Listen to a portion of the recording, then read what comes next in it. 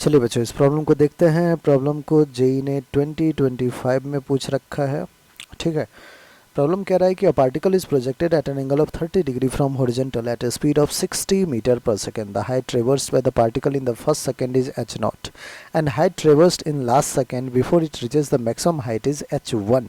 The ratio h nought is to h one is. बच्चों अगर आपने पार्टिकल को प्रोजेक्ट किया है एट एन एंगल, क्या कह रहा है, at an angle 30 degree from horizontal, तो लेट से ये एंगल हॉरिजेंटल से 30 डिग्री है और स्पीड आपने दिया है 60 मीटर पर सेकेंड। ऑलराइट, अब देखिए the height traversed by the particle in first second is h nought. First second बोले t equals to 1 second. Height traversed हमें फाइंड करना है, तो आप कहोगे कि सर सबसे पहले ना आप इस 60 मीटर पर सेकेंड का कंपोनेंट ले लो फटाफट, हॉरिजेंटल और वर्टिकल दोनों डायरेक्शन में। सो थीटा के साथ वाला कॉस हो जाएगा 60 कॉस 30 एंड थीटा के अपोजिट ये जो है ये है 60 साइन 30। यहाँ तक कोई दिक्कत नहीं। 60 into sine 30 1/2। So velocity in y direction बचवा आ गया 230, that is 30 metre per second. और वेलोसिटी इन एक्स डायरेक्शन क्या आ जाएगा, u cos that is 60 into cos 30 root 3/2 that is आ जाएगा 30 रूट 3 बच्चों। हालांकि इसका यूज़ नहीं आएगा, चलिए यू वाई का यूज होगा। t इक्वल्स टू 1 सेकेंड में जो हाइट उसने ट्रेवल किया है उसको डिनोट किया गया है एच नॉट से। बच्चों एक्सेलरेशन हर एक पॉइंट पे कांस्टेंट होगा और वो क्या होगा, g। एक्सेलरेशन क्या होता है, g और डाउनवर्ड डायरेक्शन में होगा। g की वैल्यू 10 कह रहा है लेने को। ठीक है, अगर एक्सेलरेशन कांस्टेंट है तो हम वो तीनों इक्वेशन यूज़ कर सकते हैं, इनफैक्ट 4 इक्वेशन यूज़ कर सकते हैं ना। जो सेकेंड इक्वेशन है वो है s is equals to u t plus half a t square. S को एच नॉट कर दिया, u t u y direction में कितना है 30, टी कितना है 1, माइनस का हाफ ऑफ, माइनस क्यों लिया क्योंकि एक्सेलरेशन डाउनवर्ड में है, यू अपवर्ड में है, तो अपन एक्सेलरेशन को नीचे की तरफ है इसलिए माइनस ले लेते हैं।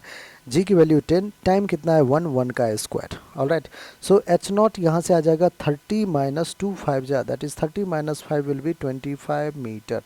एच नॉट आ गया, हमें रेशियो भी लेना है एच नॉट एच वन का। अब बच्चों एच वन क्या है, H one is the height traversed in the last second before it reaches the maximum height. तो पहले तो हमें फाइंड करना होगा कि मैक्सिमम हाइट आखिर कब रीच कर रहा है। बच्चों टोटल टाइम ऑफ फ्लाइट होता है 2u साइन थीटा बाय जी। इसका मतलब u sine theta by g point of projection से मैक्सिमम हाइट, और मैक्सिमम हाइट से वापस आने में जो u साइन थीटा जी लगेगा। तो मैक्सिमम हाइट तक जाने में जो टाइम लग रहा है बच्चों वो क्या लग रहा है, u साइन थीटा अपॉन जी। बच्चों u साइन थीटा हमने 30 कैलकुलेट कर रखा है, divided by g will be 10, 10 ने 10 को कैंसिल किया, 3 सेकेंड। 3 सेकेंड जो है वो मैक्सिमम हाइट तक जाने में टाइम लगेगा।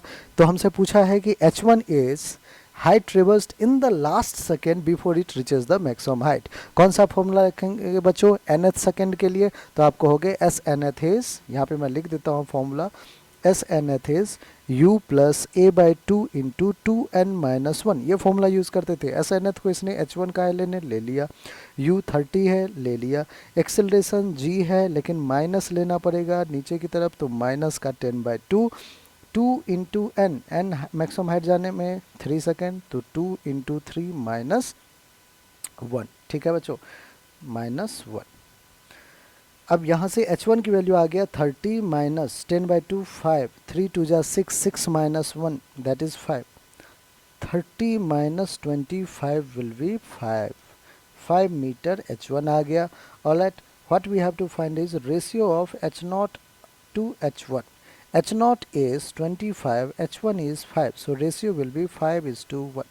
तो 5:1 दैट इज 5 हमारा करेक्ट आंसर है बच्चों। न्यूमेरिकल इंटीजर टाइप था तो 5 आपका करेक्ट आंसर है। ऑलराइट, आई होप आपको हर एक स्टेप अच्छे से क्लियर होगा।